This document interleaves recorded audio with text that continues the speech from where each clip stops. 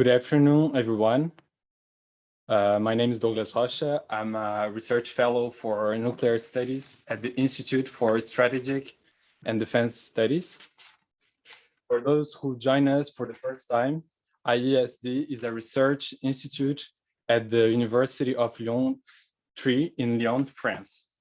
We are dedicated to strategic studies and the interconnection of high strategic capabilities in future warfare, like nuclear weapons, missile defense, space, and cyber. This event is the third session of the IESD Research Seminar, Les enjeux théoriques des stratégies nucléaires comparées, a seminar that analyzes from a comparative approach the main nuclear issues and their consequences for the global nuclear order. I would also like to thank our partner, the Faculty of Law of the University of São Paulo, for its support in this conference. So for today's conference, as a Brazilian researcher, I'm very pleased to welcome Professor Carlo Patti, who will present to us his newest book, Brazil and the Global Nuclear Order, published in 2021 by Johns Hopkins University Press. Sometimes overlooked by Brazilian and international analysts, Brazil's nuclear program remains an interesting topic for understanding Brazil's international evolution since the end of the Second World War. From an opposing to a supporting nuclear actor, Brazil has adopted different approaches in its foreign policy, with different partner states in their nuclear relations, aiming to acquire more autonomy and an international status among the great powers. For instance, the cooperation with France in the development of a nuclear-powered submarine reflects the most recent ambitions of Brazil in this sense. After signing the Nuclear Weapons Prohibition Treaty in 2017, Brazil has new challenges in the global nuclear order, with the nuclear threat in Ukraine and nuclear proliferation risks. Why did Brazil oppose nuclear non-proliferation and eventually accepted the international non-proliferation norms? How did the international context, particularly in the United States, limits Brazil's nuclear options? Why did Brazil, in the end, never develop a nuclear weapon? What is Brazil's current role in the nuclear non-proliferation regime? These are some of the questions to be answered in this conference.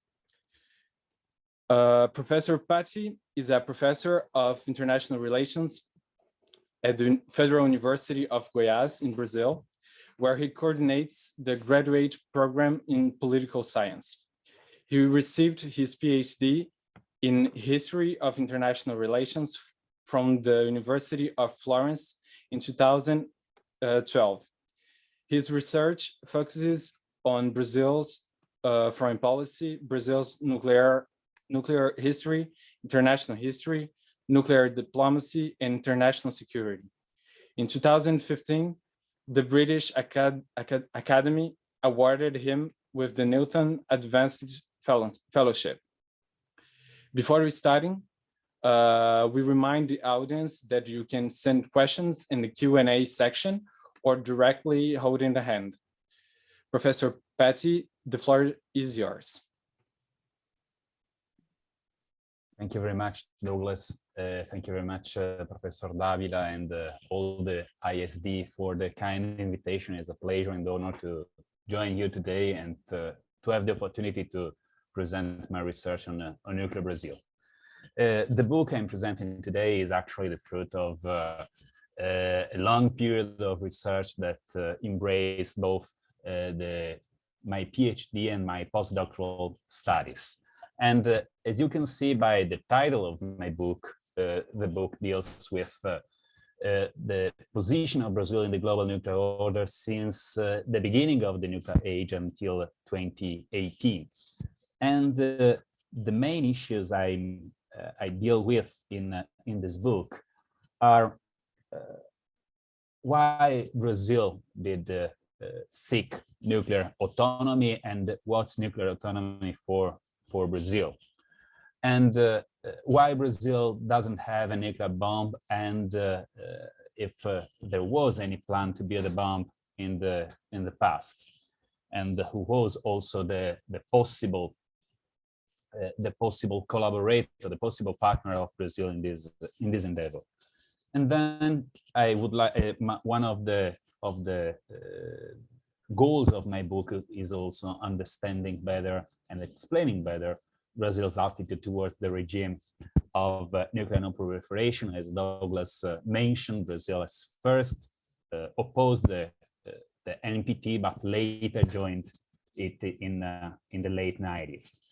And then I would like, I also talked in my book, in my last chapter, in the last of the 9 chapters of the book, the attitude of Brazil, of nuclear Brazil in the last 10 years, or better in the period since the beginning of Lula's administration in 2003 until 2018, in the period between Lula and Temer's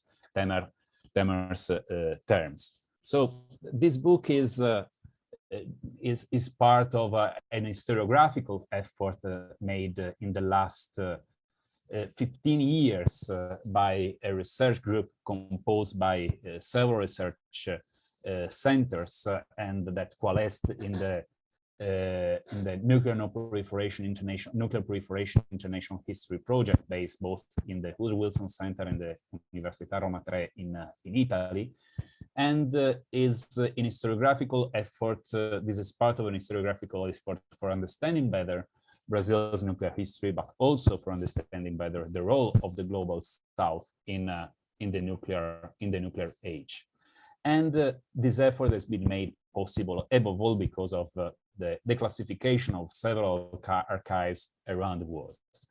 And so this research relies heavily on primary sources that has been declassified until let's say the beginning of this research, and I had the opportunity to make research, to do my research in Argentine archives, Brazilian archives, French archives. I will talk more about this later.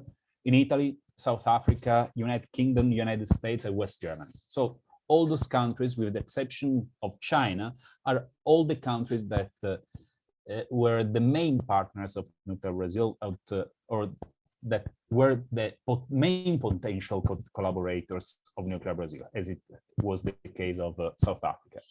But thinking on the sensitiveness of this and the secrecy that involves the nuclear history, many of the aspects I discuss in the book are not in the documents, in the available documentation, but were part of the memory of the protagonists of the nuclear program since 1945.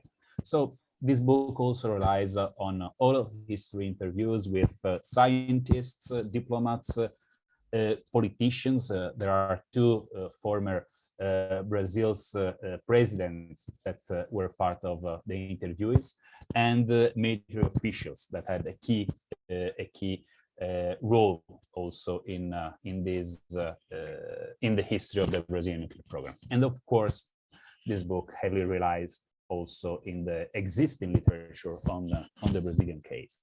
So as far as I could see in all my research, the first point is that Brazil, since the very beginning of the nuclear age, had the primary goal to master the nuclear fuel side, since mining until the production of nuclear fuel. If we compare the nuclear plans, the original nuclear plan of Brazil that was issued in 1952, but also the first discussions about it, about nuclear plants in the late 40s. And if we compare those documents with the latest documents of over the Brazilian nuclear program, we can see that the goal is actually mastering the fuel cycle for several purposes: economic purpose, reasons of prestige, of course, scientific purpose, and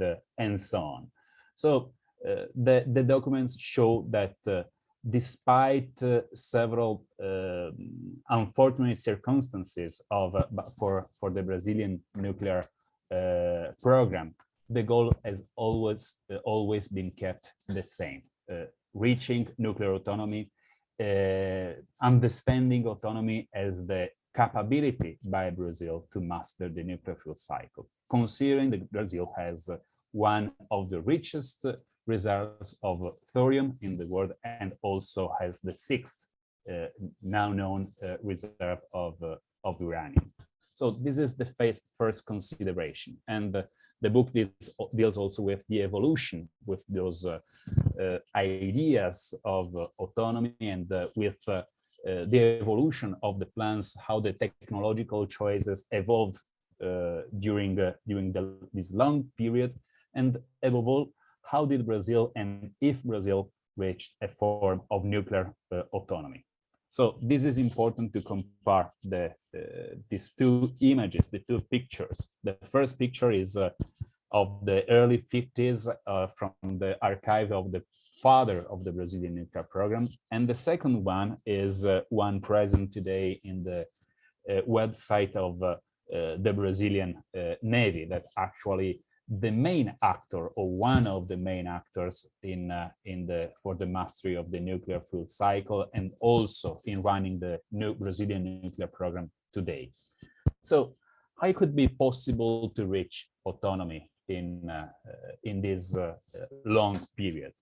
Brazil, of course, we have to consider that Brazil in the after the Second World War was fully included in the sphere of influence of the United States, was an ally in the Second World War to the United States. And since the 40s, and above all from February 1945, Brazil has been one also of the partners in providing nuclear materials to the United States, above all monazite sands from which is possible to extract thorium that was useful also for the production of uranium.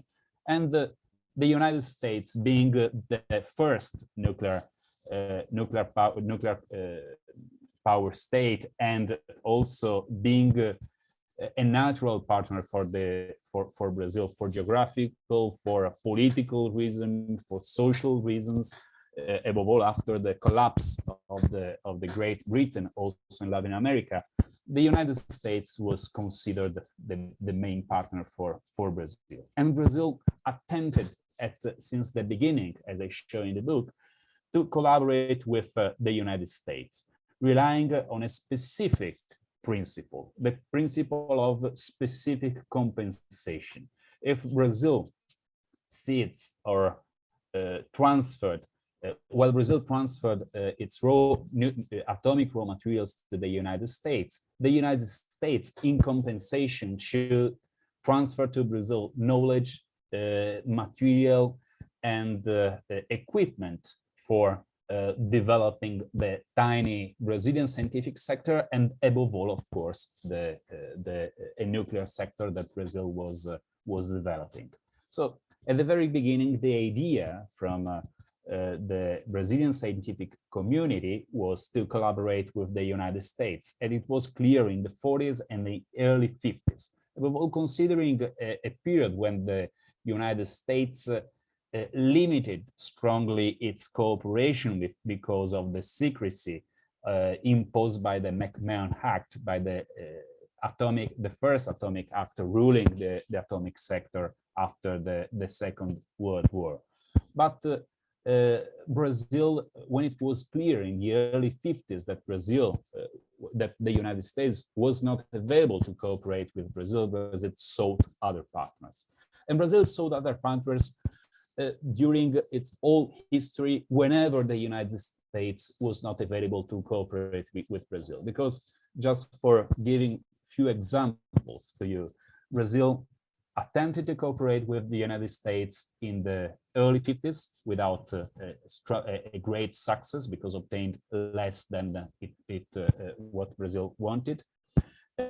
Attempted at cooperating with the United States after the Athens for Peace program that actually gave Brazil the first research reactor, but it was considered enough for Brazil that wanted to have its own capability to build up reactors and to keep, of course, the opportunity to be autonomous for the production of reactor and to master the nuclear fuel cycle. And it was also clear in the 70s, since the United States has been the first partner in building up a nuclear reactor in Brazil, the first power plant, Angra 1, is the fruit of the cooperation with the United States. But actually, the transfer of this reactor, the Angra 1 reactor, it didn't give Brazil the opportunity to develop its nuclear sector, since the contract, the agreement that rules this transfer is a turnkey contract that impeded Brazil to have access to the technology or have access to the nuclear fuel, to the production also of the nuclear fuel that was to be sold by the United States Atomic Energy Commission. So all these cooperation with the United States has strong limitation, and this limitation became clear and always more clear, above all in the 70s, when Brazil was not a signatory, of the non-proliferation treaty, was considered a threat to the non-proliferation regime, above all after the Indian smiling Buddha that consisted in a pistol nuclear explosive that was read by the international analysts as an explosion of a nuclear bomb by India. And Brazil was considered a country that was also cooperating with India and that could emulate India. So Brazil in the 70s, but also in the other moments of its history, had the clear goal of the need to acquire all the knowledge and equipment and materials for mastering the nuclear fuel cycle. So whenever the United States was not available, Brazil sought in other places, diversified its partnerships. And it was clear since the very beginning, since 1952, when it was clear to Getúlio Vargas, the then president of Brasilia, and the head of the scientific and nuclear program of Brazil, Admiral Álvaro Alberto, that the United States was not available, Brazil sought other partners. The main partners for Brazil's nuclear history, and the more known partner here is the Federal Republic of Germany, that at the very beginning was in the early 50s cooperated with Brazil, providing ultracentrifuges that were the fruit of Brazil had to follow the West German case to adopt future light water reactors, always when light water reactors were not in function in that moment. But West Germany was conceived as the main partner, along with France, that in the early 50s would provide Brazil with the training for Brazil's nuclear scientists, would give Brazil the opportunity to refine uranium, and became also one of the main partners in prospecting Brazilian soil. But West Germany is considered the main partner because Brazil and West Germany signed a gigantic nuclear deal in 1975 that was a response to the limitation of the United States. And in the 1975 deal, after 1 year of negotiation between the two actors, between Bonn and Brasilia, Brazil was thought to receive from West Germany the complete nuclear package, the full nuclear fuel cycle, including also the most sensitive aspects like fuel reprocessing and spent fuel reprocessing and the enrichment, the uranium enrichment technologies. And that was, of course, alarming for the rest of the world. But this package, of course, was to be completely safeguarded by trilateral international safeguards among Brazil, West Germany, and the International Atomic Energy Agency. But Brazil, of course, didn't look exclusively to West Germany in the course of the last years. Brazil had to receive from West Germany also from 2 until 9 nuclear power plants to complement the energy matrix of the country. So in that moment, in 1975, Brazil was under a military regime, and there were, of course, suspicions about the ambitions of Brazil's military. But in this seminar, I would also like to mention that West Germany was not the only partner that Brazil considered for its civilian nuclear program and for developing a nuclear complex, because one of the goals also of Brazil, above all in the 70s, was building up a gigantic industrial nuclear complex to be overseen by a public enterprise called Nucleaire. So it was a civilian nuclear program that was supposed to start an industrial nuclear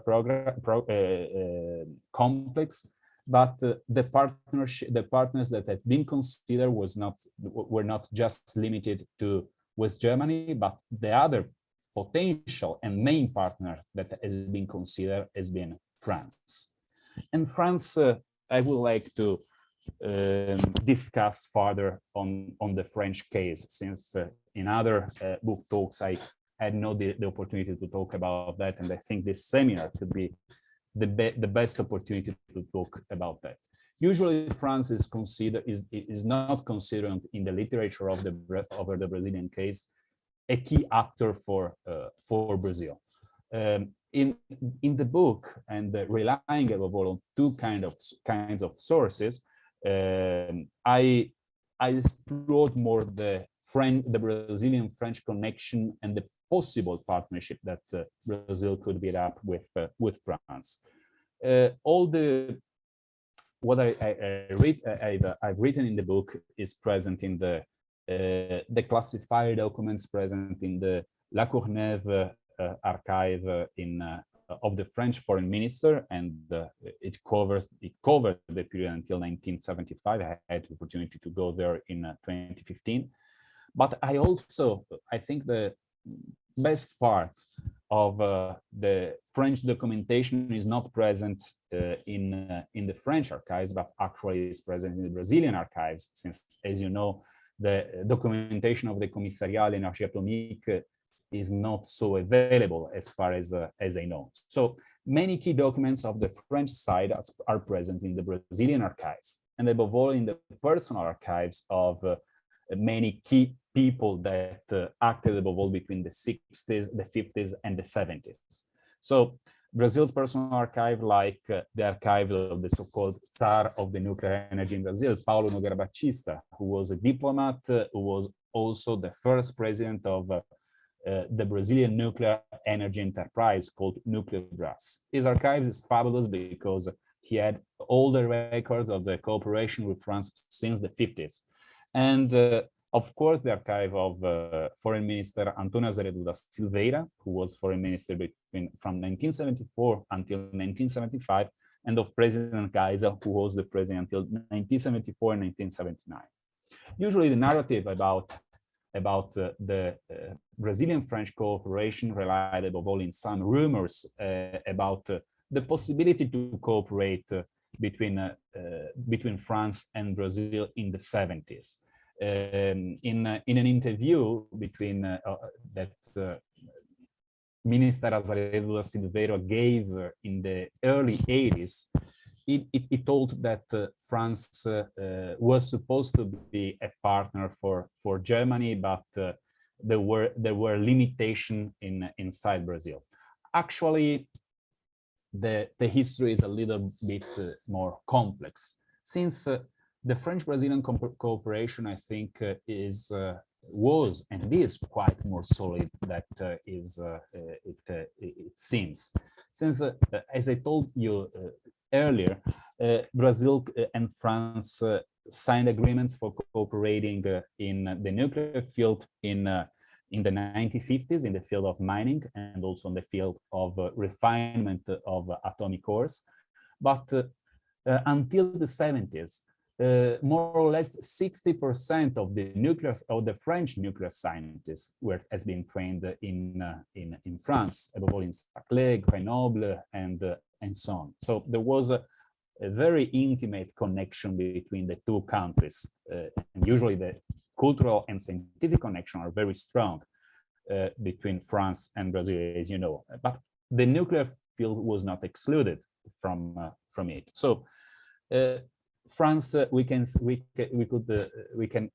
that was supposed to be one of the natural partners for Brazil, and France actually wanted to cooperate with Brazil already in the 40s, and the United States considered a possible partnership between France and Brazil in the late 40s, beginning of the 50s, a threat to the national security. So also destroying the argument of the solidity of the Cold War front, of the Western front. But we know that nuclear history is completely different from the rest.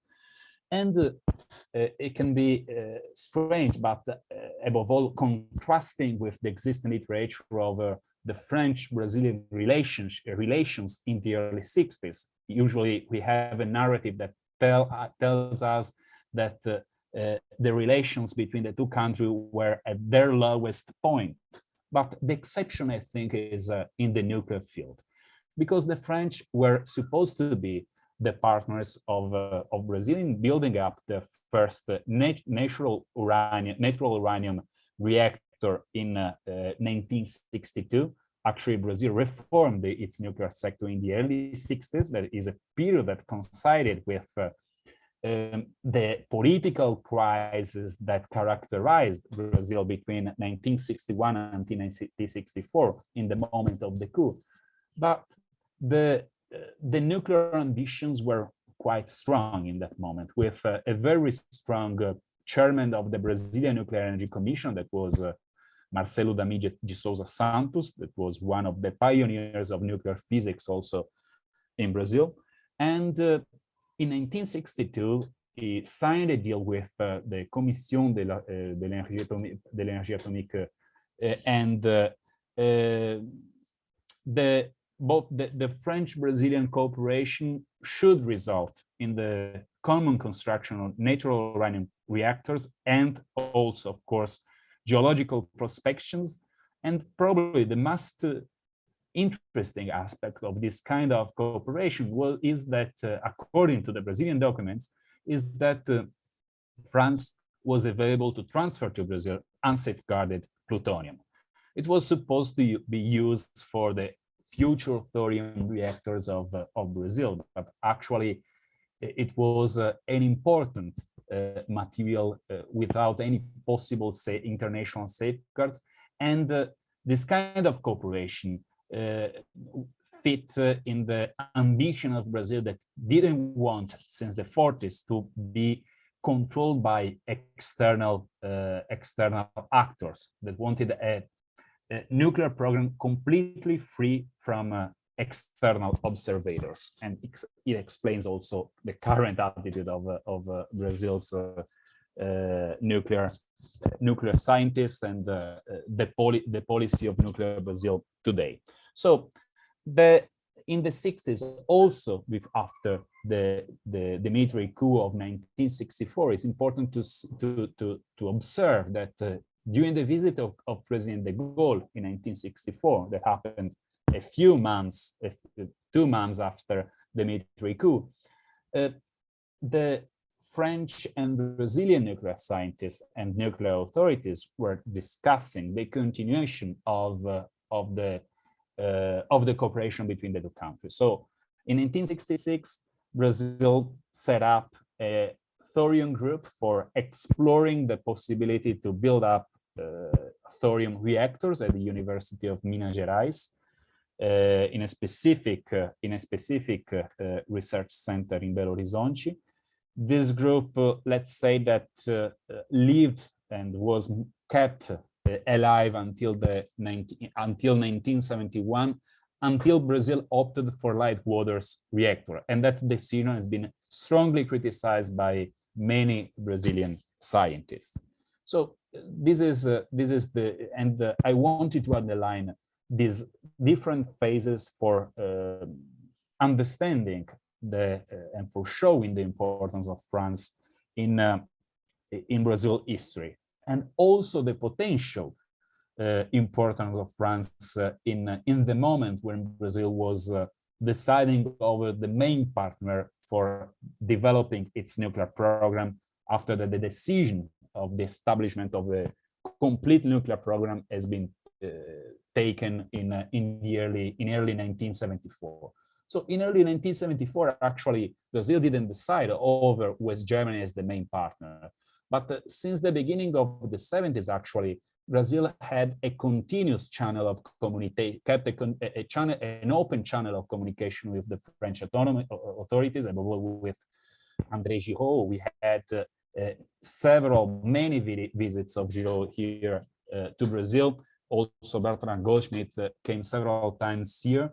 And there was the clear interest for the French authorities to have Brazil a key partner. In 1971, there were rumors of a possible trilateral cooperation between France, West Germany, and Brazil for developing an uranium enrichment facility in Brazil.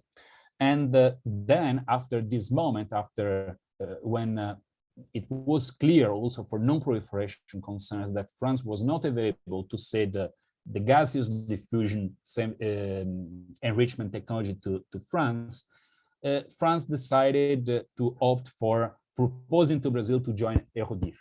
But the proposal has been discarded. But until 1975, until the very last moments of negotiation with the Germans, actually the French authorities had good possibilities to substitute the West Germans. Actually, the West Germans won the competition because they promised to cede enrichment facilities to the Brazilians. So, but this was not the final word on the French-Brazilian cooperation, as you know. Brazil and France, starting from 1975, continued their collaboration on fast breeder reactors, and the cooperation continued also later, despite the restrictions that of the downscale of the Brazilian nuclear program in the early 90s. And France, of course, was one of the most concerned actors, at least publicly, towards the possibility of Brazil developing secret and sensitive nuclear technologies. And above all, in the early 90s, after joining the NPT, France was also one of the main, the most vocal actors in requiring Brazil acceptance of non-proliferation norms. But as we know, of course, this kind of strategy has been renewed.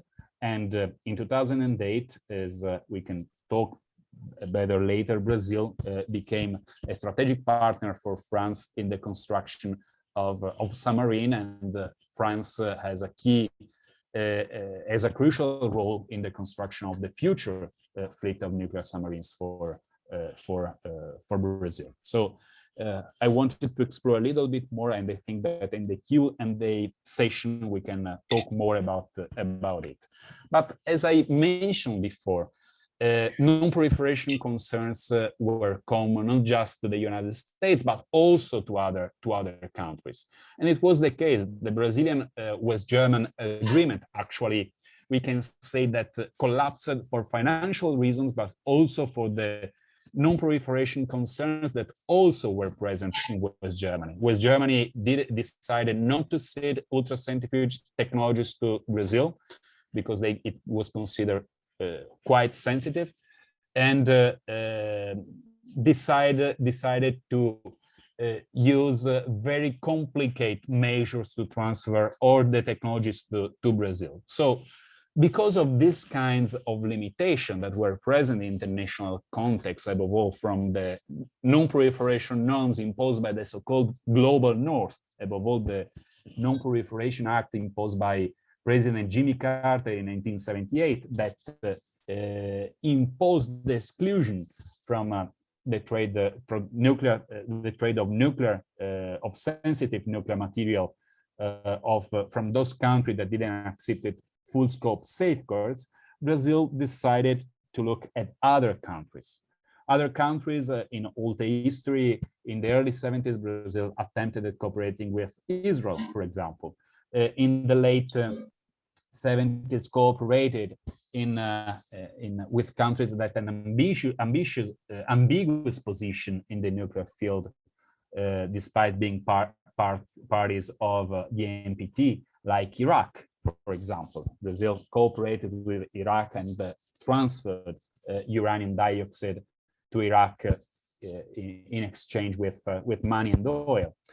But the main partnership with actors external to the NPT, and they didn't accept actually non-proliferation norms, were Argentina and on the other side, China. China has been the main partner for nuclear Brazil in the early 80s. Since China, the People's Republic of China, ceded to Brazil, transferred to Brazil enriched uranium in 1984, and probably also transferred highly enriched uranium to the country. There are interviews that also told me about the transfer of this highly enriched uranium to Brazil.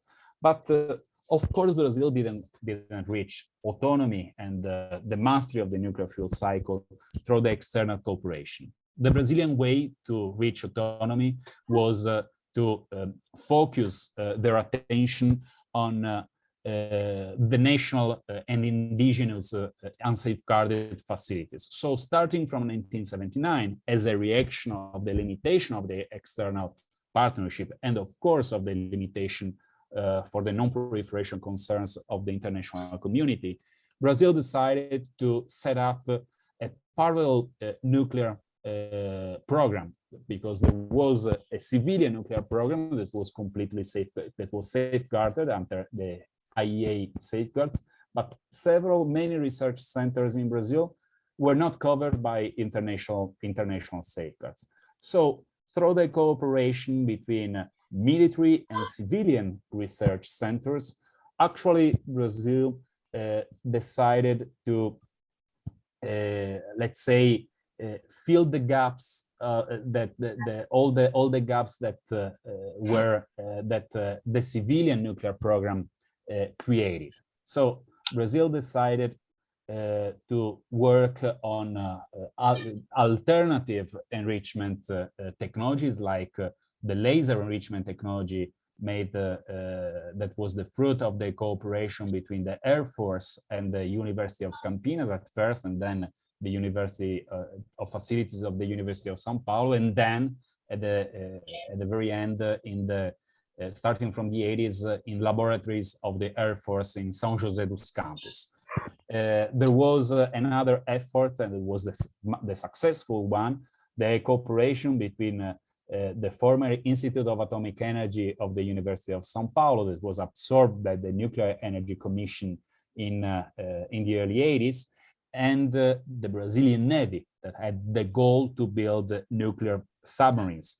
And the main concern, of course, of the Navy was to build up nuclear reactors for the naval propulsion, of course, to have all the technology to build submarines. It was a reaction actually to Argentine plans, as I could see from the documentation. And of course, the main concern was how we can fuel the nuclear vessels, if not with enriched uranium. So the fruit of the cooperation, the Navy and the civilian research centers based in Sao Paulo, was able between 1981 until 1987 to develop the first cascade of an indigenous ultracentrifuge technology that was actually the goal of the Brazilian authorities, also of the civilian authorities before receiving from West Germany an unsatisfying technology like the jet nozzle. That was an improving technology that was quite expensive. So Brazil reached achieved that goal through this secret nuclear effort. This secret nuclear program that also involved probably the most sensitive aspect, that was a project to build a peaceful nuclear explosive. That was actually one of the goals, the right to explode in the future, to build in the future peaceful nuclear explosive for civilian reasons, was one of the goals of the Brazilian government. And the Brazilian Air Force had to supervise the design, the construction of the possible nuclear device, but also the construction of the test shafts for it. So several, at least one airbase was involved in the construction of tunnels for testing future nuclear devices for Brazil. So this leads me to the second point of my presentation. Of course, that's why didn't Brazil doesn't have a bomb. So we have several evidence of possible Brazil's ambitions of steps towards the bomb. The first one is of November 1953 in the documentation of Admiral Álvaro Alberto. We had some documents on the construction and the test of an implosion bomb that by the literature is considered an evidence of a possible path towards the bomb. But actually this is the only evidence we have. We have no presidential decision towards a bomb. We have no other evidence of it. The second evidence, actually, over a possible decision in the future of the bomb, was taken in 1967, in the middle of the military regime, at the beginning, let's say, of the hard moment of the military regime, when an hardliner like General Artur da Costa e Silva was beginning his term as Brazilian president.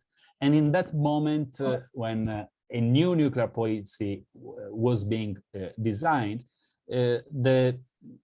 Brazil was also taking its position towards the negotiation of the NPT. And Brazil wanted to retain the right to build peaceful nuclear explosive in the future. So in a top secret meeting, President Costa e Silva told to the rest of the audience in the National Security Council that Brazil had to retain the right to build in the future peaceful nuclear explosive, that this right has to be justified, ironically, as the construction of something that can explode, but eliminating the word bomb.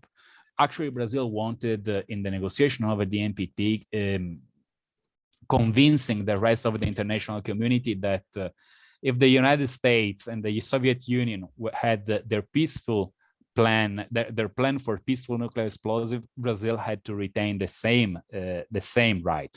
So we have the evidence that Brazil wanted to have in the future, or kept the door open for the future Brazil's PNE or Brazil's bomb, since there is no real technological difference between the two things. As I mentioned earlier, Brazil had a plan, or had a project for a PNE that was part of the parallel secret program that began in 1979. And in 1985, actually, the Air Force Minister, Delio Jardim de Matos, during the last military government, proposed to President Figueiredo to design and explode a peaceful nuclear device. The proposal has been made in 1984, and the device should be exploded in 1985.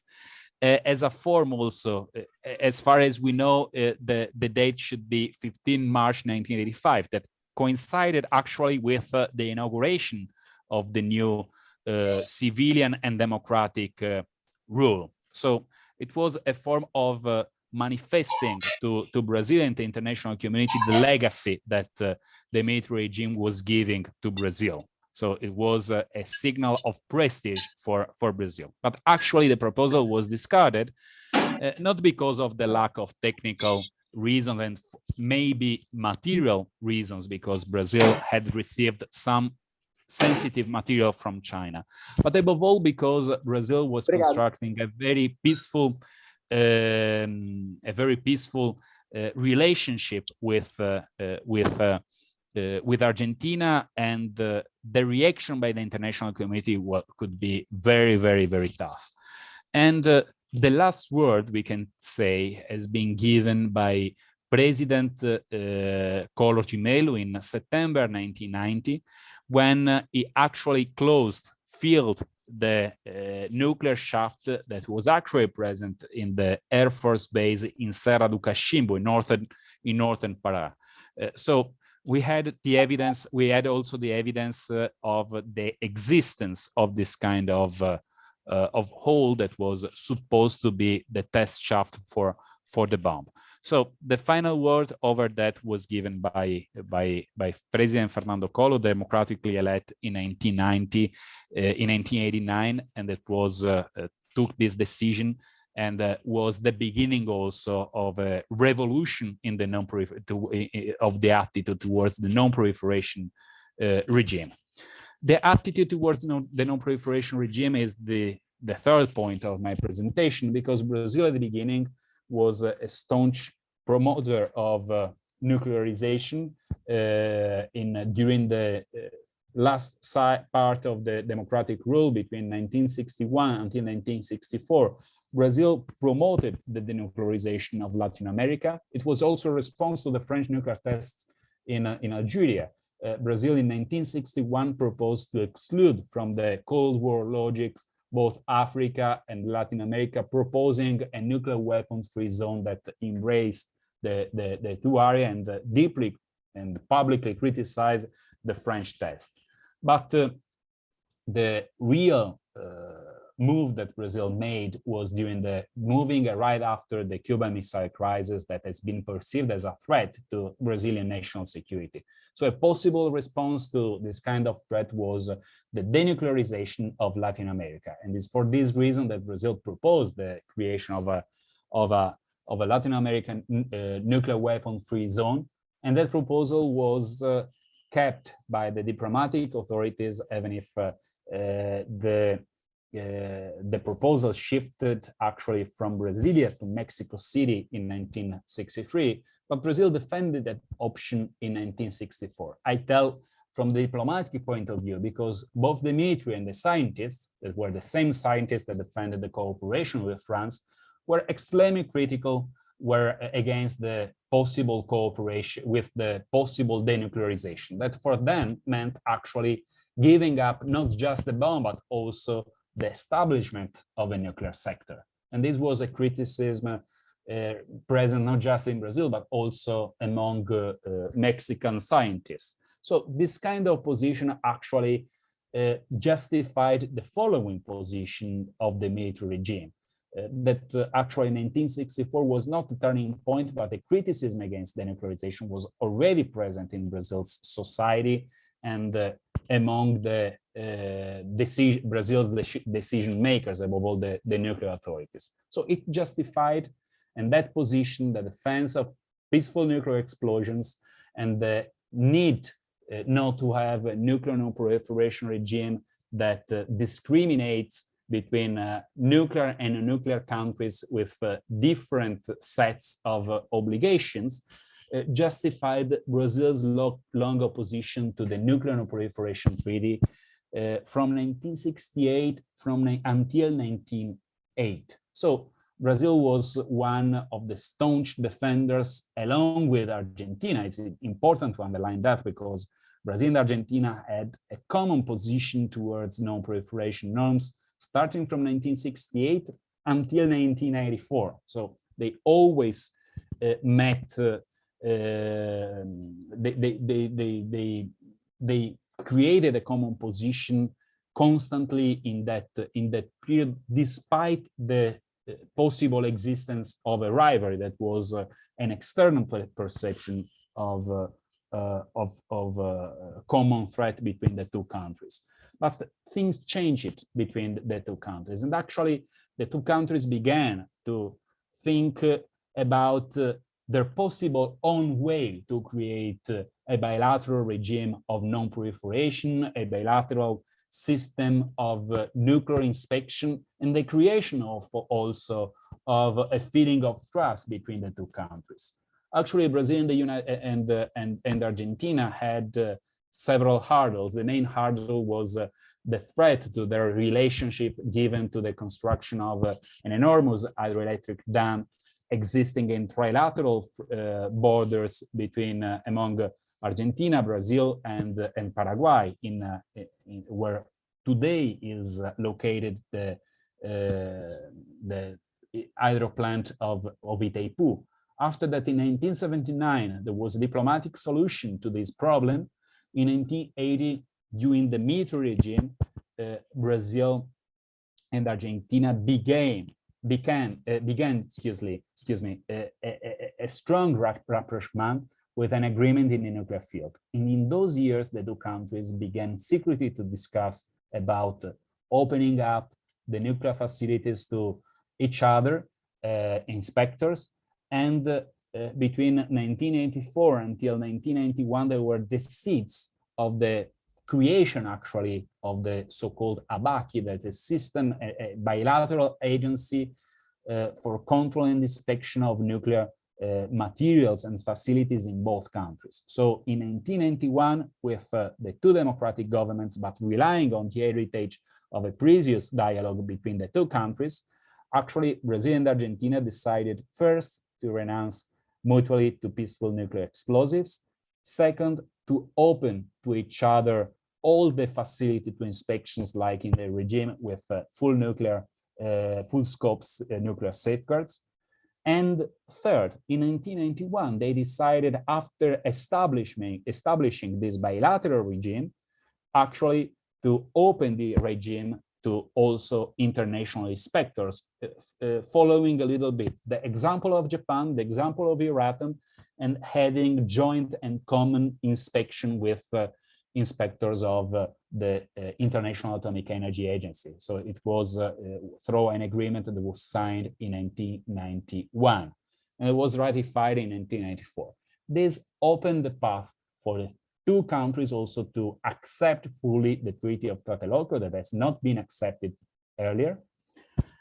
And of course, to dissipate all the feelings of threat that exist in the international community over the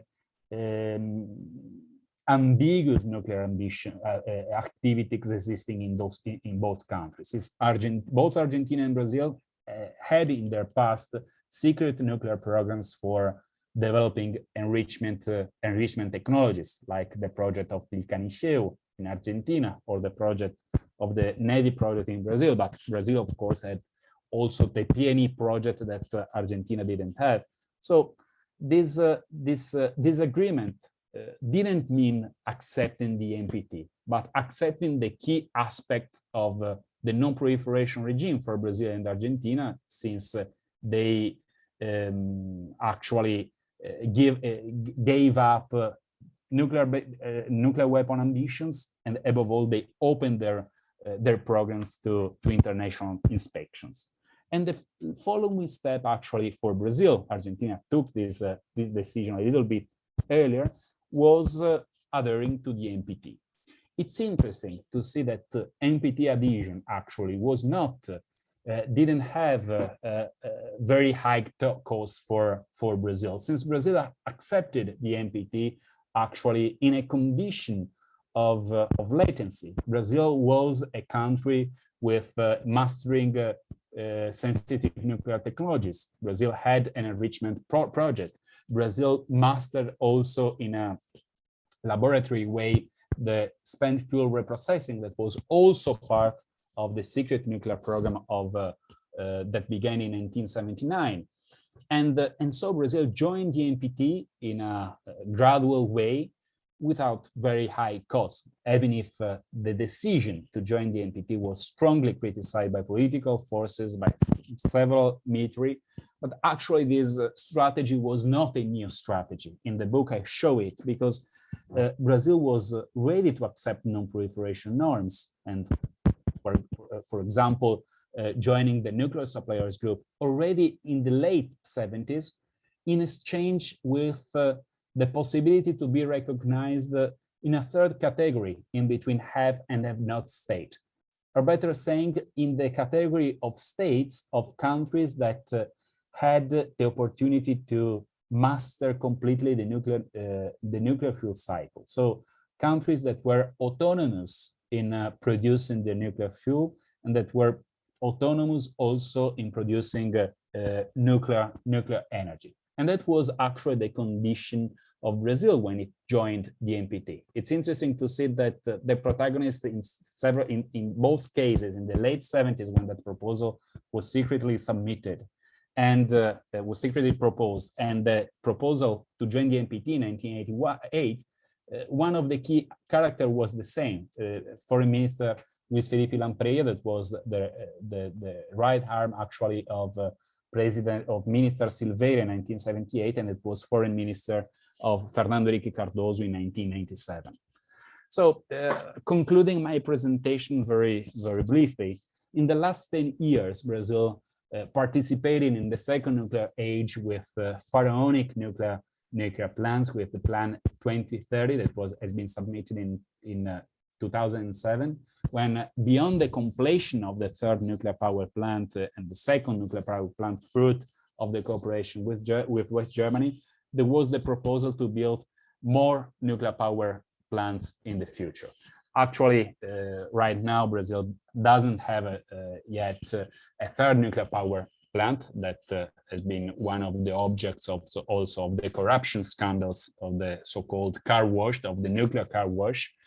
And Brazil today, probably the main aspect we have to think about is that Brazil today has a ongoing program for constructing a nuclear-propelled submarine together with France, but the construction of the reactor and the production of the nuclear fuel actually is responsibility of the Brazilians. And in the nuclear field, of course, as you reminded at the beginning, in the disarmament and diplomatic field, Brazil challenged the international community in 2010 when, together with Turkey, with another emerging country, challenged the P5+1, proposing an alternative solution over the Iranian nuclear crisis, when it proposed that Turkey could be involved in the nuclear swap of the enriched uranium of the Tehran reactor. The proposal, as we know, failed, but it was a very important and a very strong signal by the global South that the nuclear order could be fixed also by emerging powers. And in other two fields, Brazil was quite active. In the disarmament field, Brazil actually is part of the global zero agenda, is one of the most vocal critical actors against the lack of efforts by the nuclear power countries, and is also one of the main proponents of the Treaty for the Prohibition of Nuclear Weapons. Even if the government of Bolsonaro didn't ratify, and the Senate, actually, the current Brazilian Congress didn't ratify this important treaty that was so important for Brazil's nuclear history. So this is an introduction of my book. I'm sorry to take more time than it was expected, but I wanted also to focus a little bit more on the French case. thank you very much for your attention, and thank you very much for your patience. Thank you very much, Mr. Patti. There were many elements to discuss here, especially with friends. We have several questions, but I won't occupy the floor already. Maybe there are questions among the audience and the people that are listening to us, and maybe by Olivier Zajek. Yes. Do you hear me? Yes. Yes, very well. Yeah. Thank Okay. you. Well, first of all, dear colleague, thank you so much for your intervention in our seminar. That's really fruitful for us to hear about all the complexity of the Brazilian nuclear policy. I must confess that I discover a lot of things here, especially about the relationships between France and Brazil, and this very complex era of non-proliferation and hesitations between two attitudes or strategies towards nuclear equipment, and perhaps the path to a nuclear bomb or peaceful nuclear explosion. So thank you very much for this. I would have perhaps a first question, if I may, about perhaps the very Brazilian strategy in this nuclear ambitions and plans. You mentioned the expression peaceful nuclear explosion, and it makes me think about India in this way. That's not only about smiling Buddha and all the the strategy, and also the strategic communication and position that India took and defended towards the international community relatively to this nuclear strategy. But is India kind of perhaps not a role model, but perhaps a country that counted in the Brazilian view and thinking about this nuclear strategy? I mean, this example of a regional power and perhaps would-be world power that chose to, on the first hand, to develop nuclear peaceful development in the energy matter, and at the same time decided to choose the way of a nuclear military power, to be a military power, and a non-belonging to the NPT. So was it something perhaps interesting for Brazil? Was it considered? And was India perhaps a strategic role model, perhaps only in a specific period, but is there an Indian-Brazilian connection in the really interesting history that you gave to us? Can I reply now or later? I don't know if we want to. I think questions. perhaps with Douglas. I don't know, Douglas, if you are okay with this, but perhaps Professor Patti can answer now, and then we take other questions. That's okay for you? Yeah. Okay.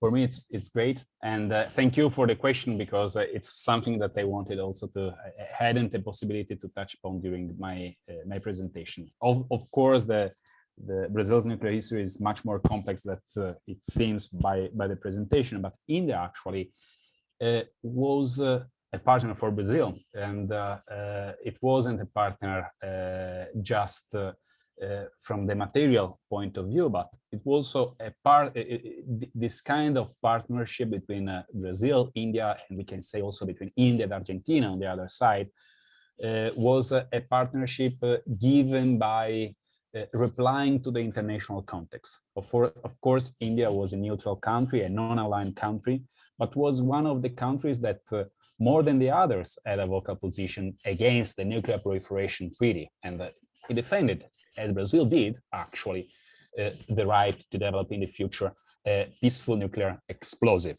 It was Brazil and India were partners in the so-called 18-Nation Disarmament Committee that was located in Geneva for discussing about the NPT. And the two countries actually had the same position over the NPT.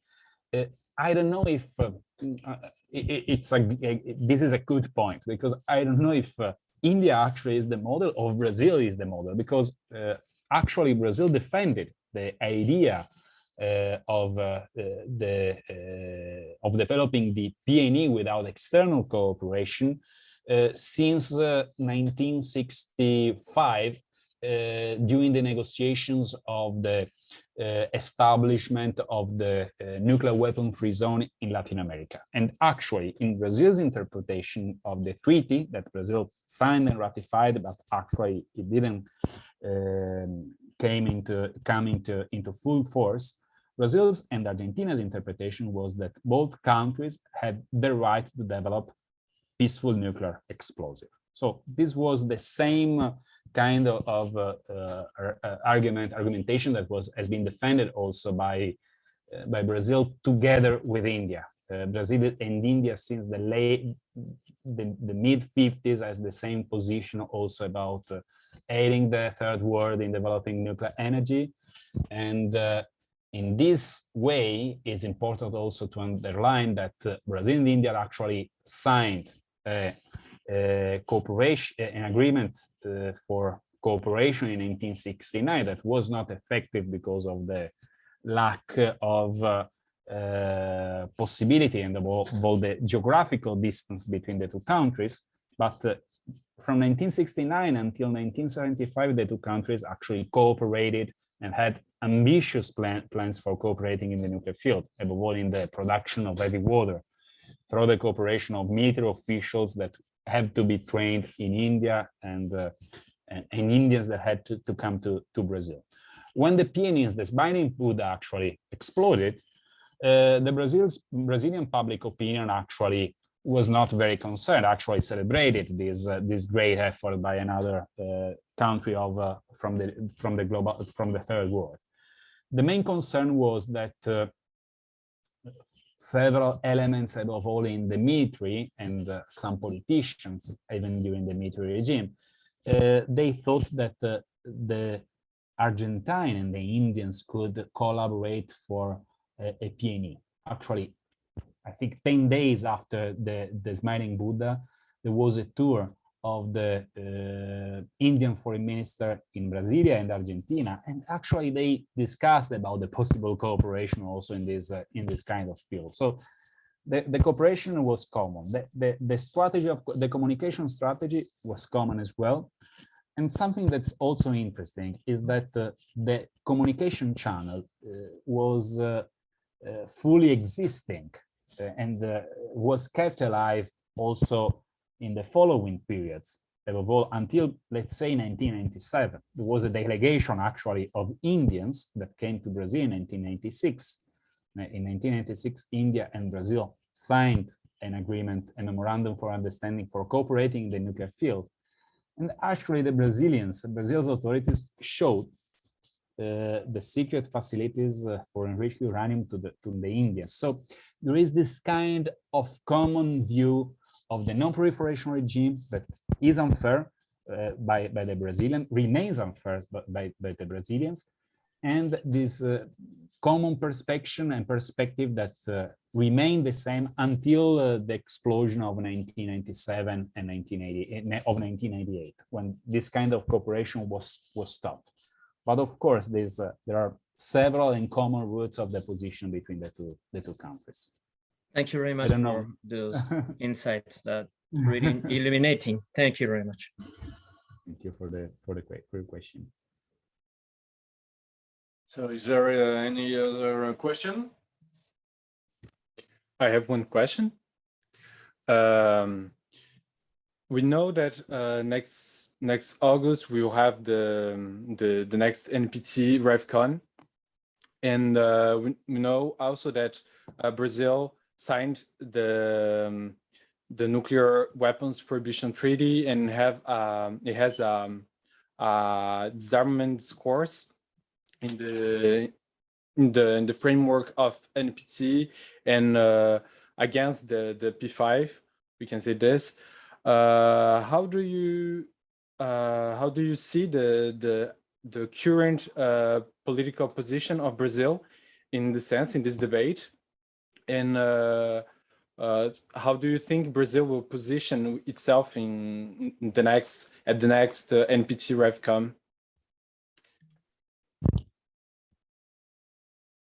Very, very difficult question, Douglas, because of course the perspective since the beginning of the year has completely changed.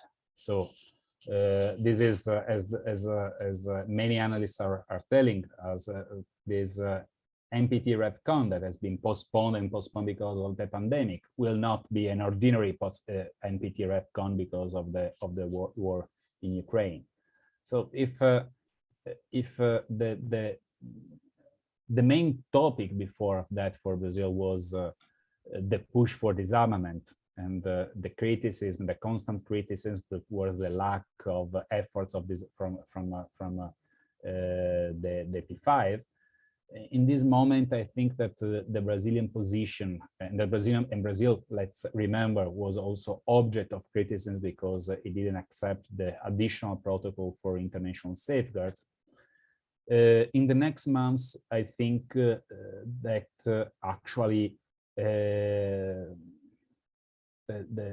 debate will depend above all by the dynamics of between the main nuclear powers, China, Russia, China, and the United States. What's interesting for Brazil in this moment is that Brazil has not so many credentials now for defending disarmament because it didn't ratify the TPNW, even if the country was actually one of the main proponents. And this is I think one of the main signals of the current government. I think that we are in a state of the flux also in the Brazilian case, because I'm not sure if Brazil will not accept, for example, the additional protocol in the next months or years. It depends above all from the relationship with Argentina and from the global relationship with external society. But I think all the criticism, I think we are in the moment now in which there is a real threat for the use or for, I'm sorry for being for this redundancy. There is a threat of a real threat of use of nuclear weapons, depending on the war. And I think this is clear also here in Brazil. Brazil doesn't have a very solid attitude towards the war, because I think I don't know, in the international media sometimes is forgotten that Brazil is part of the BRICS, is not part of any Western alliance. So it will be interesting to understand how strong will be the criticism of Brazil against Russia, and if it will be possible to have in the agenda, it depends of course from the Argentine ambassador who is chairing the NPT review conference right now, but it's not clear if Brazil will be a very vocal opponent of Russia in this meeting, because of course it criticized several actions, but specifically in the nuclear realm, I have some doubts about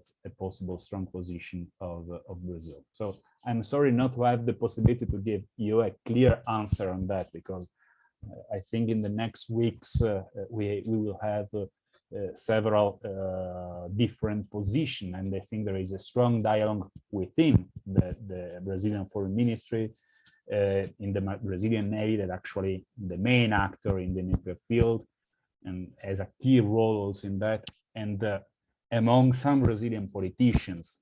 We are in the electoral campaign now, and both Bolsonaro and Lula, they are not staunch supporters of the NPT, let's say. They were, during the Bolsonaro period. And right now there is also a petition in the parliament for giving up the option to give up to renounce to the nuclear bomb. This is not nothing. This is something quite serious, I think. And Bolsonaro's son also criticized Brazil's decision to accept the NPT. And on the other side, all the Lula's 2 terms, we saw several moments when high-ranked diplomats or the vice president criticized Brazil's decision to join the NPT. So let's say how critical will be Brazil. I think it will be very critical against the NPT members. But now I think that we are in a moment of weakness of the NPT and all of the arms control elements and treaties in this very moment. Thank you so much. Thank you very much, Mr. Patti. If does anyone has a question? No?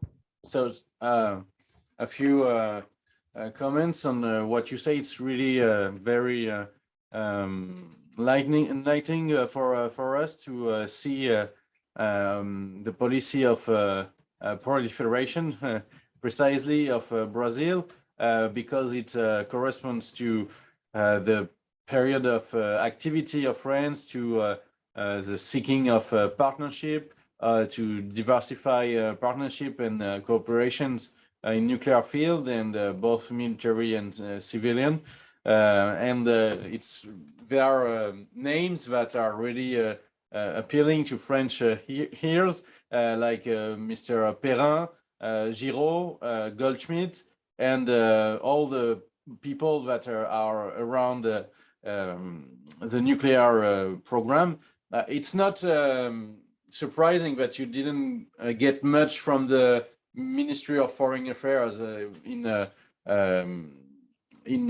nuclear cooperation. As you said, it was out of reach, out of control for Ministry of Foreign Affairs. It was directly a matter for Commissariat at Energy Atomic, and it's there. And as you said, it's still a secret. Some people made confessions or gave elements, but it's a very hard inquiry for a researcher. And I think we could have talks to say how we could give you some pieces of the puzzle, because I guess we have things to talk about. The visit of de Gaulle in Brazil was very interesting, and maybe one of my questions would be, how Brazilians were seeing de Gaulle's nuclear policy of autonomy, and was it a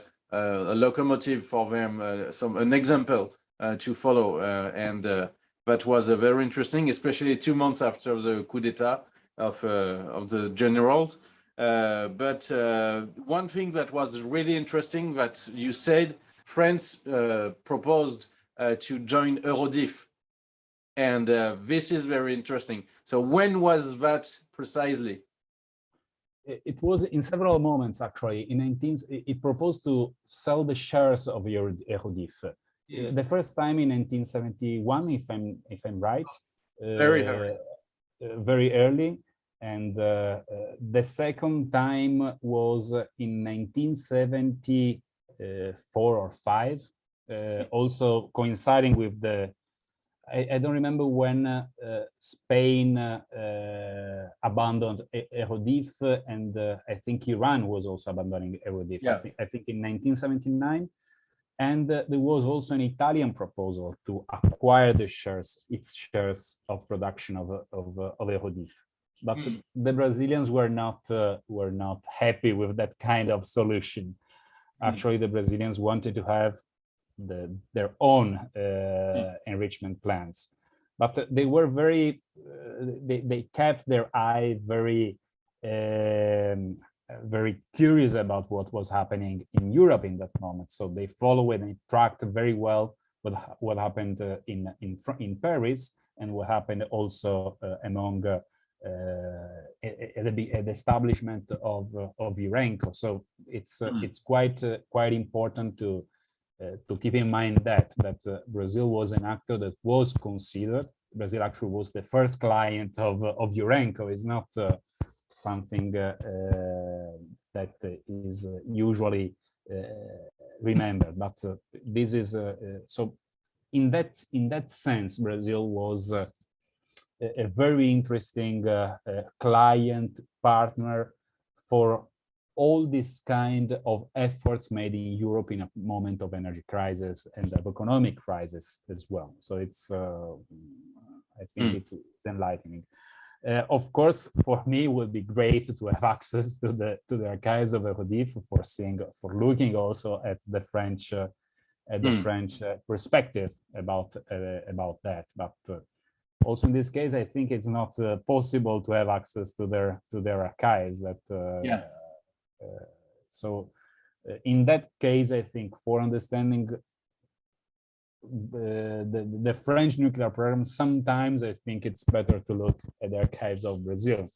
For example, there is also the proposal to sell naval propulsion to the Brazilians in the 70s, using as a model the Japanese-French possible cooperation in that field. That also is something very difficult to research, because both the Japanese and the French archives are closed on the matter, if I'm right.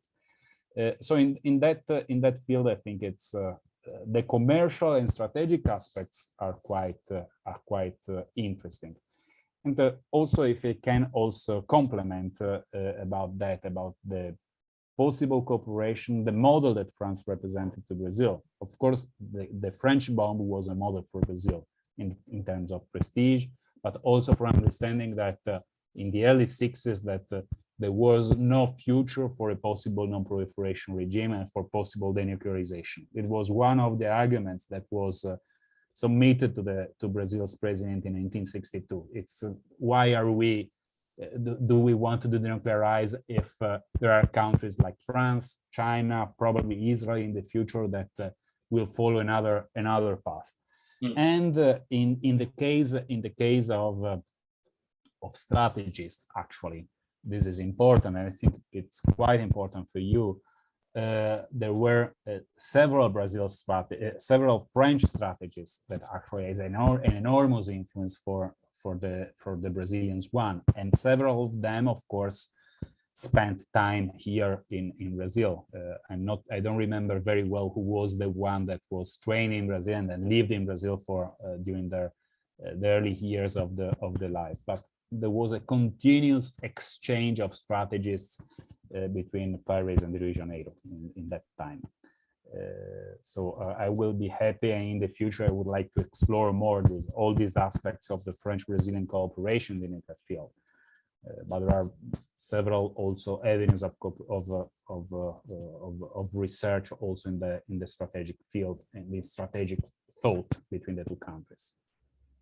That's precisely my last question, because I can't abuse your time. But you said you made researches in South Africa, and what it's the South African bomb is a big mystery. There were cooperation with France, Germany, even Switzerland, and some technology were circulating around. We don't know really how it happened, but what did you find between the cooperation between Brazil and South Africa? Or is there anything? Or Yeah. I wrote an article about that, about the missing cooperation between the two countries, but the willingness of cooperation between the two of them. South Africa actually supplied Brazil with some UF6 uranium hexafluoride in the past, and but there was a proposal, the first one in 1979 and the second time in 1981, to cooperate with Brazil in the field of uranium enrichment. because both Brazil and South Africa actually received the same kind of technology from the Germans. And the Germans, when ceded the cooperation, when they were transferring the cooperation to the Brazilians, they told that kind of technology was ineffective, actually. And it was also a sort of an umbrella against the external criticism for non-proliferation concerns. Actually, the Brazilians received also a document by the German military forces telling that actually, even if there was a high energy consumption, this kind of technology was useful also for enriching at a weapon grade. And the Brazilians were aware of what was happening in South Africa. They were aware that STEAG, that was the partner of West Germany, has collaborated earlier with South Africa. The two countries attempted at cooperating. The Brazilian nuclear authorities actually were willing to collaborate with South Africa, but in the worst moment, because it was 1979, where there was all the criticism against the South African apartheid government, and Brazil, let's say, publicly or rhetorically was against the apartheid government of South Africa between 1979 until 1991. So there was a proposal a top secret proposal by the South African. It was a proposal that came through the German consulate in the South African consulate, I think, in Hamburg. So in a very strange way, it happened that the South Africans wanted to cooperate in the enrichment process, and the Brazilians needed to do that because they lacked the air compressors for their enrichment method. And the South Africans wanted the heavy equipments that Brazil could build, because Brazil acquired from West Germany the capability to construct the heavy equipment and the heavy technologies for the nuclear reactors, above all for substituting the French in one of the reactors. So the proposals was actually existing, but Brazil's diplomacy actually censored that proposal because of the possible external criticism against Brazil, because Brazil could attract also that criticism. Brazil was aware also probably of the Vela accidents of 1977, since the then chairman of the Nuclear Energy Commission told me that the equipment, the geological equipment in the coast of Rio de Janeiro, they caught actually some signals of like earthquakes in the coast between Africa and in the coast between Brazil and South Africa. So there are signals of their awareness, full awareness, but no criticism against clear criticism against South Africa. But this was one of the possible cooperation existing between Brazil and other countries. Another possible partner was Israel. Everything was set up for cooperating, but in 1973, of course, it was any kind of cooperation between the two countries has been cancelled because of the oil shock in Brazil, depended on the Arab supply of oil. So those are two kinds of secret cooperation that could be established. Okay, thank you very much. It was really very interesting to hear from you. We are a lot of questions, but it's very nice from you to have a lot of time and discussion with us. Maybe I'll let Douglas do the conclusion now. Mm-hmm. So I would like to thank you very much for this conference. That was very interesting. I think that the topic is sometimes overlooked, unfortunately, and So it's very interesting to know more about the topic and understand better the current decisions in Brasilia and the Brazil's history as a nation, as a emerging power, and its role in the global nuclear order. Thank you very much for accepting our invitation. I would like to thank the University of São Paulo for its support and the audience to have participated in this third session of the IESD research seminar. If you appreciated this conference or got interested in our research topics, we remind all participants that you can follow our publications and events on Facebook, LinkedIn, and Instagram. So we hope to see you all again in the next activities of the Institute. We have a good night and a good day, everyone. And bye. Thank you very much. Thank you very much.